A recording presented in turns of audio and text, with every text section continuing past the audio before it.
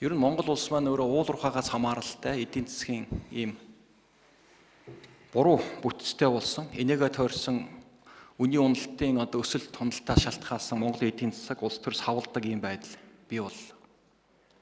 Дэлхийн эдийн засгийн форум сая дэлхийн хамгийн өндөр үнэлгээтэй салбаруудыг гаргалаа л да. Энд бол мэдээлэл технологи, интернет худалдааны салбар дэлхийн эдийн засгийн дийлэнх хувийг эзэлж эхэлж байна.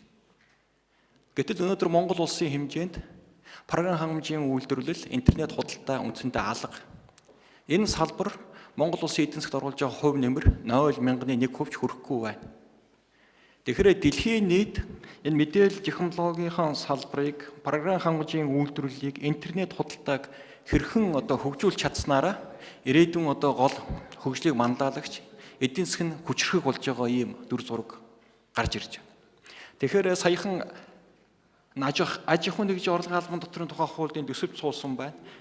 Энэ хувцас, нэхмэл, барилгын материал болон газар тариалан мал аж ахуйн үйлдвэрлэлийн чиглэлээр үйл ажиллагаа явуулж байгаа аж ахуйн нэгжүүдийн орлогын албан дотрыг 1% болгож байгаа. Маш зөвхтэй шийдвэр.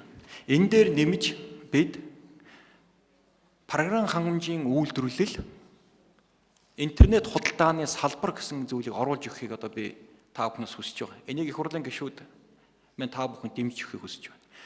Энэ салбар орж ирсээр үндсэндээ Монгол улсад энэ салбар байхгүй, үүсэл төдий л байна.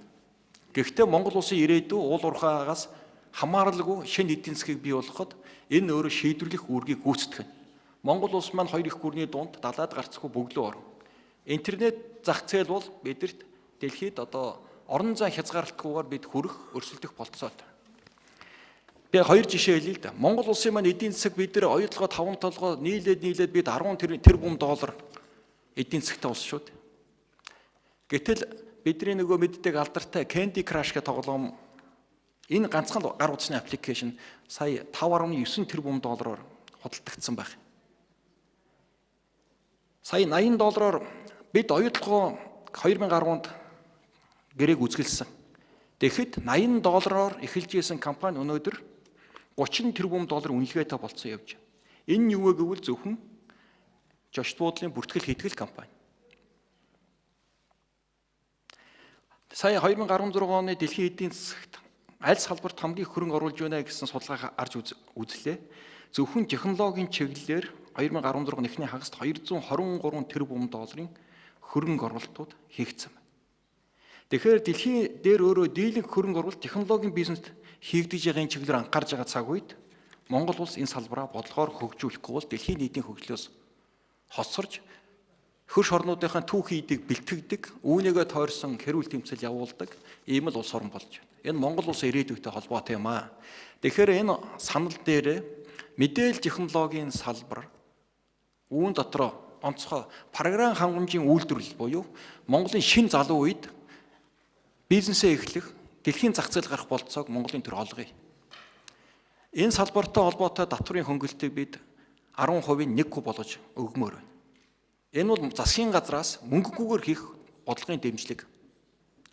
Дэлхийд гарсан залуучууд байна аяндаа гадны томоохон мэдээллийн том баазуудыг, сүлжээний компаниудыг, програм хангамжийн үйлдвэрлэлүүдийг чирээд ирэх баха гэж бодож байна. Залуучууд маань дэлхийн зах зээл гарч чадна гэж бодож байна. Ганцхан жишээ хэлэхэд Эстон улс бидний сайн мэддэг WhatsApp гэдэг аппликейшн хийсэн. Энэ нь өөрөө Эстоны эдийн засгийг 1 дахин өсгсөн юм үр дүнтэй болсон. Гар утасны ганцхан аппликейшн тухайн улс орны эдийн засгийг бүрэн өөрчилж эхэлж байна. Маш том эдийн засаг дэлхийн нэг хөгжлийн хандлага энд Монгол улс алхам хийхгүй байна. Тэгэхээр энд ерөнхий сайдаа энэ дээр мэдээлэл технологи програм хангамжийн үйлдвэрлэлийг ноогдох татварыг 1% болгоно гэдэг энэ зүйлийг энэ бусад уламжлалт салбар дээр нэмээд оруулаад ирэж.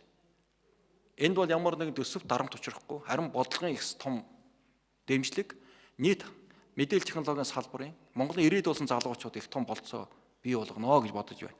Энийг би их хурлын гишүүдэд уриалж байна. Засгийн газраас хүсэж байна. Энийгээ дараагийн төсвийн 2 дахь хэлцүүлэг дээр оруулж ирэхийг хүсье. Баярлалаа.